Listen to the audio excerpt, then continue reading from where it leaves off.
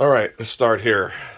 This is my refilling station video, right? So deep sink into my sediment filters, 10 and 5 or 5 and 1, whatever,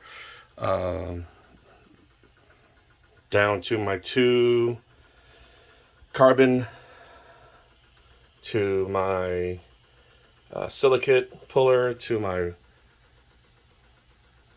deionizing media, up into the ceiling, and that's where it splits. I have one that goes into my ATO, and then I have the other one that comes in here.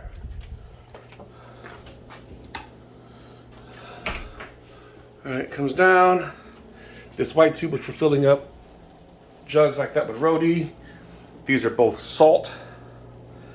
You can see I have the little float valves in here for both.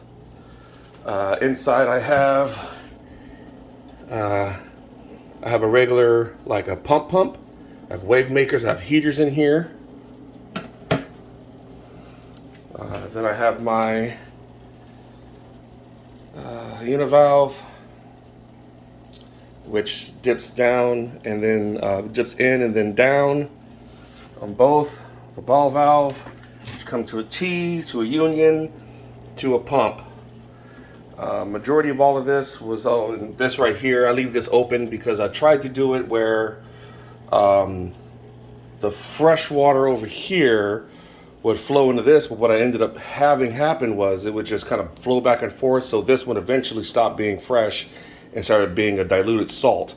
So I just said fuck it and made them both salt, which is fine. That's fine. So that's how mine is set up. It works pretty good.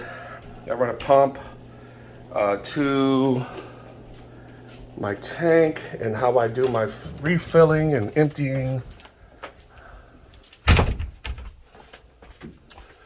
All right. This green part here is the Python. I use this to drain the tank. I hook this up to my sink.